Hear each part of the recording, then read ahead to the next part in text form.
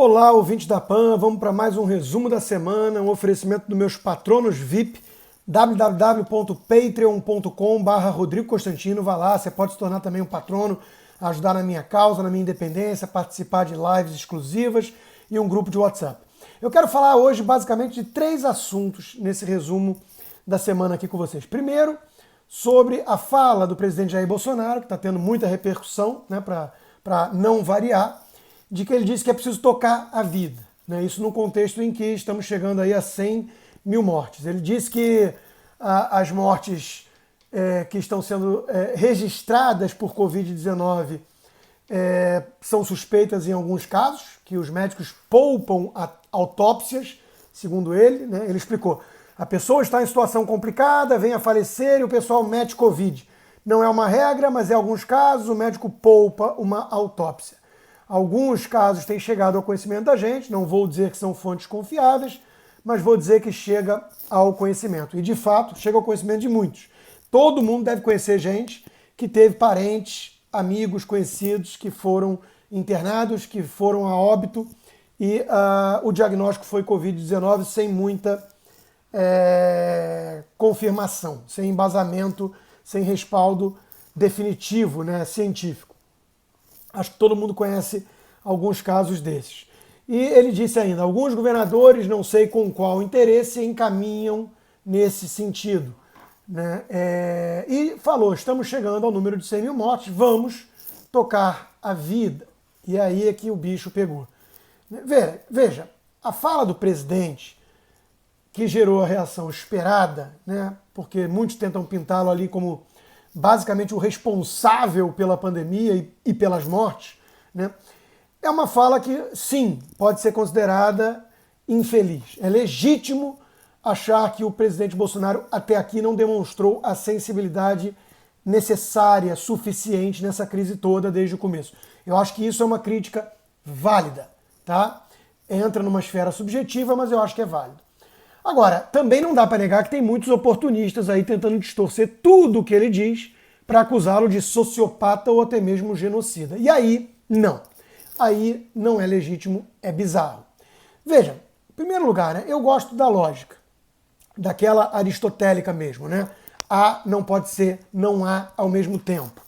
Então vamos lá, a alternativa para vamos tocar a vida é não vamos tocar a vida. Ou seja, paralisação, imobilização, histeria e pânico que levam à inação, certo? E eu pergunto a você que me escuta, você está tocando sua vida hoje? Você está trabalhando? Você está fazendo alguma coisa produtiva? Ou você está paralisado, imobilizado, quietinho, paradinho, imóvel, quase sem respirar, né? Então vamos lá, morrem todo ano mais de 1 milhão de brasileiros, cerca de 60 mil só por homicídios, né? E um tema que nunca ganhou a devida importância, por exemplo, dos progressistas que hoje demonizam o presidente. Até porque eles tomavam o partido dos marginais, muitas vezes. É claro que a pandemia choca, né? Mas em que pese a suspeita do presidente, que parece legítima, de algum tipo de exagero ou até fraude, né? As pessoas precisam sim tocar suas vidas. Ainda mais brasileiros que são autônomos, que dependem da batalha diária para sobreviver, para colocar comida na mesa. O site Poder 360 publicou um texto no começo da pandemia, né, com as causas de morte no Brasil e nos Estados Unidos. E veja, fica claro que já morrem todos os anos dezenas de milhares de pessoas por doenças cardíacas e respiratórias. Isso não é banalizar a morte por coronavírus, né? Óbvio. Mas é entender que não há alternativa para tocar a vida. O risco é inexorável da parte de viver. É impossível, né, acompanhar a postura dos detratores do presidente e não concluir com o mestre Fiuza, né, que a turma aderiu àquilo que ele vem chamando de seita da terra parada.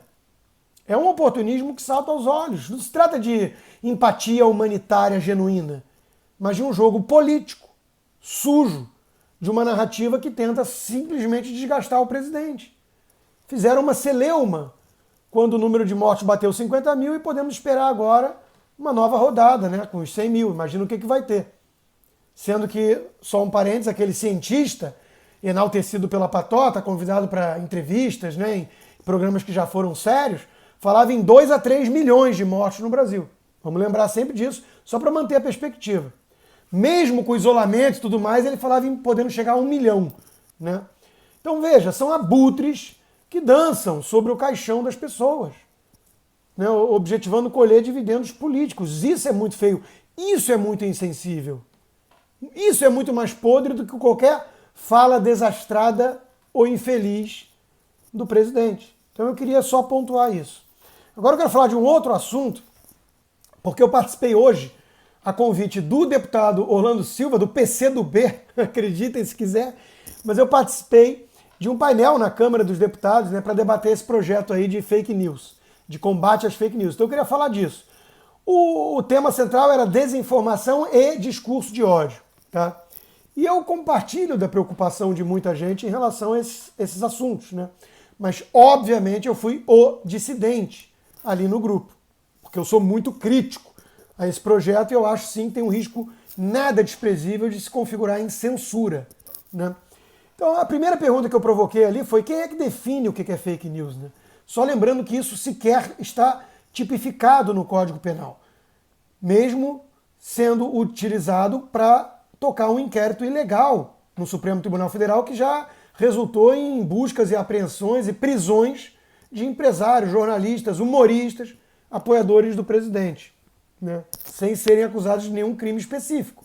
Isso é muito grave, né? Para crimes já existentes, injúria, calúnia, difamação, ou então pior, ameaça de que vai estuprar filhos dos ministros, isso foi lido pelo Alexandre de Moraes como prova para justificativa para tocar o inquérito, dar legitimidade ao inquérito, que é um espantalho, né? Ninguém diz que isso é permitido, mas para isso já existe o devido processo legal. Agora, delegar ao Estado, a conselhos especialistas, que nem alguns outros participantes ali defendiam, lembrando que conselho quer dizer soviet, né? Ou então para as agências de checagem de fato, como queria, por exemplo, a deputada Tabata Amaral, uma das defensoras desse projeto, né? Isso é análogo, sim, à criação do Ministério da Verdade, daquela distopia de 1984 do George Orwell. A própria Tabata Amaral, vamos só lembrar, ela divulgou esses dias nas redes sociais dela que um fato lamentável e assustador que o presidente quis mandar Forças Armadas para o Supremo Tribunal Federal. Não, não é um fato. Foi uma narrativa da revista Piauí, com base em fontes que supostamente estariam presentes nessa reunião e teriam dito que o presidente reagiu dessa maneira. É crível? É crível. Ele estava irritado, revoltado, pode ter desabafado. É factível? É. Aconteceu? Não sei. É um fato? Não. Isso é relativizar o conceito de fato. Então, se a própria Tabata Amaral trata fato dessa maneira, imagina o que os outros leigos por aí não podem pensar. E aí, vamos combater o que é fake news e delegar a essa turma o que é o controle dos fatos, da verdade? É perigoso, né?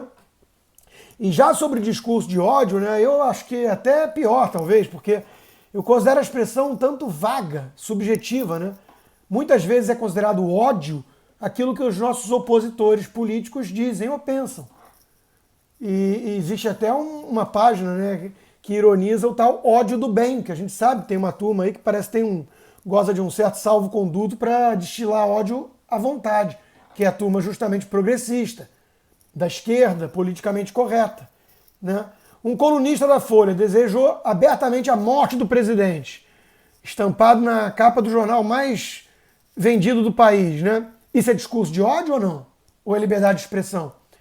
Um deputado, Alexandre Frota, que participou de forma muito influente na CPMI de fake news, usando material dado, ao que tudo indica, por Luciano Ayan, ligado ao MBL, que foi preso, né?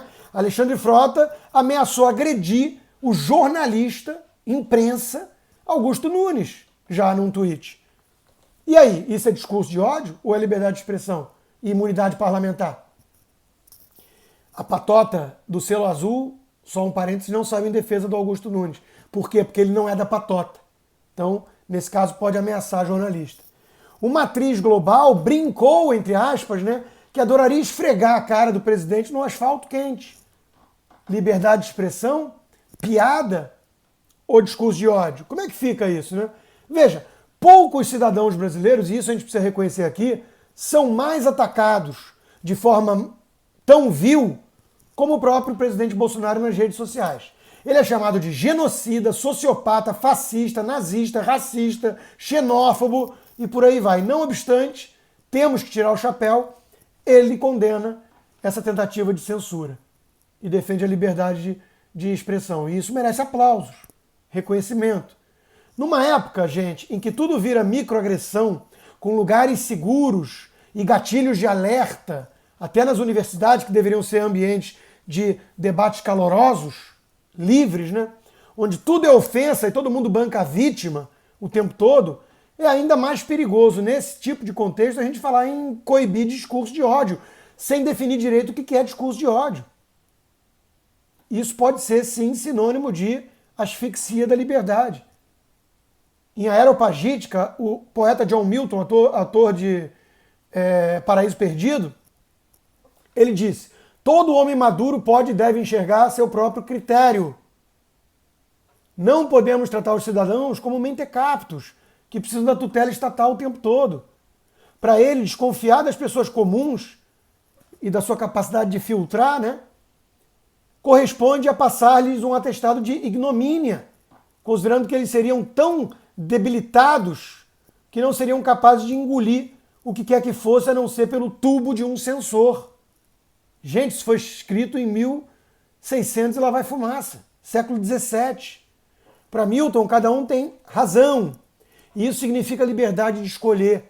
O desejo de aprender necessita da discussão o mais livre possível, de troca de opiniões, mesmo aquelas que soam ofensivas muitas vezes para a gente. A censura, então, diz ele, obstrui e retarda a importação da nossa mais rica mercadoria, a verdade. Vai na linha do que defendia John Stuart Mill, defendendo também a ampla liberdade de expressão, falando que mesmo se alguém está mentindo, deturpando, como faz inclusive veículo de mídia tradicional, né, aos montes, deixa, porque aí vai chocar com a verdade e vai fortalecer a verdade, porque salta aos olhos de muitos quando há uma narrativa tentando deturpar os fatos. Foi o que aconteceu com as redes sociais, furaram a bolha quase hegemônica, progressista da mídia, da imprensa. E por isso estão reagindo em boa parte dessa forma, né? Ele disse, para concluir: dai-me liberdade para saber, para falar e para discutir livremente, de acordo com a consciência, acima de todas as liberdades. Não a censura, gente. Esse projeto, sim, visa a concentrar muito poder em aparatos regulatórios estatais, ou então em conselhos que podem ser facilmente tomados por patotas, por minorias organizadas e barulhentas que falam em nome da maioria ou de minorias e, na verdade, falam apenas em nome de uma minúscula minoria, que são esses grupos organizados. A menor minoria de todas é o indivíduo. O que eu percebi no debate ali é que a turma fala muito em coletivos o tempo inteiro e dá muito pouca atenção e tem muito pouco apreço pela liberdade individual. E eu quero fechar só com uma outra coisa que aconteceu essa semana, é mais um toque quase de humor, né? Mas é assustador, é tragicômico, para fechar a nossa semana aí, desejar um bom descanso, uma boa curtida de fim de semana a todos vocês, né? Porque, veja, essas novas gerações parecem cada vez mais frágeis, né? Ou pelo menos assim são tratadas pelos adultos. E que deveriam rever essa postura. Esse é o meu conselho, né? E basta pensar naquilo que eu já falei aqui, de microagressão, espaço seguro e por aí vai. Né? Os flocos de neve estão ficando cada vez mais despreparados para a vida, que é um lugar hostil fora da bolha. Né? Eles não estão se preparando para o mundo real. E como argumentam o Greg Lukianoff e o Jonathan Haidt em The Coddling of the American Mind, sobre essa tutela, esse paternalismo que vem mimando os universitários, os jovens, né? As boas intenções, muitas vezes moldadas por ideias ruins, têm preparado essas novas gerações para o fracasso. O fracasso. Veja, os filhos devem ser preparados para a estrada da vida, não o contrário. Nós não vamos conseguir preparar a vida para eles, blindando o tempo inteiro eles de sofrimento, de angústia, de ansiedade, de ataques e ofensas. E, infelizmente, cada vez mais gente fica querendo moldar o mundo à sua imagem, ou a imagem que eles fazem de fragilidade desses jovens. A tese dos autores é de que os jovens são mais antifrágeis, para usar a expressão, o termo do Nassim Taleb, do que esses pais e professores pensam, que tratam como se eles fossem objetos delicados de porcelana. E aí entra numa profecia autorrealizável. Eles acabam ficando realmente muito frágeis ou achando que tudo vai puxar o tapete debaixo dos seus pés e o mundo vai se abrir debaixo deles, para o inferno. E aí eu queria chegar nesse exemplo, né? Para culminar aí o ápice de loucura em que estamos vivendo. E como prova de que a coisa está ficando num grau de insanidade ímpar, que nós temos que rever isso. Até porque está o grau de chatice também insuportável, né? Uma chatice universal. Veja, a Agência Espacial NASA anunciou essa semana que vai revisar o nome de objetos cósmicos, como planetas, galáxias, nebulosas e estrelas, para não usar mais apelidos preconceituosos. E o primeiro caso foi a da nebulosa Esquimó. Gente, que piada. Como se os povos indígenas estivessem tão preocupados. Isso é sempre uma afetação da elite universitária branca. Nunca das minorias que eles acham que estão defendendo e protegendo. É uma coisa impressionante, né? A palavra esquimó é vista como um termo antigo e com história racista imposta contra indígenas. Ai, meu Deus do céu. Que troço cansativo de quem não tem mais o que fazer. Parece piada, mas é sério. E é por isso que assusta tanto.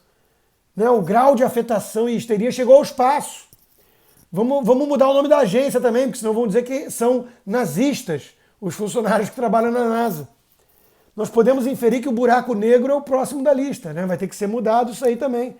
Gente, quando adultos, cientistas sérios, cedem dessa forma a essa histeria afetada do politicamente correto, fica mais fácil entender porque que os jovens rebeldes estão derrubando aí estátua como se fossem os resistentes, os guerreiros da liberdade, não o que de fato eles são. Rebeldes sem causa, mimados arrogantes, né? Vândalos, que precisam de limite. E se não tiverem limite em casa, vão ter que encontrar o limite da lei lá fora. É sempre assim, né? Nosso objetivo é que todos os nomes estejam alinhados com nossos valores de diversidade e inclusão, alegou um dos responsáveis pela decisão acovardada da NASA, né? Nesse afã de incluir todos e garantir diversidade, né? Só não resta mesmo lugar para o homem branco, heterossexual, cristão. Esse aí é o pária da humanidade nessa narrativa, né? O ícone do patriarcado ocidental malvado e terrível. Que por acaso, né, entre aspas, é o responsável pela civilização que mais avançou e, sim, protegeu e garantiu a diversidade. Gente, tudo isso é muito lamentável, mas nós não podemos mais tratar como uma piada. Porque quando chega na NASA e a ponto de mudar nome de estrelas, de galáxias, é porque os doidos tomaram conta do manicômio, trancaram os médicos sãos nas celas e jogaram fora as chaves. Como num conto sombrio, macabro de um Edgar Allan Poe da vida. Fecho com esse toque. Precisamos reagir. A loucura deles foi longe demais. Muito obrigado a todos pelo fundamental apoio.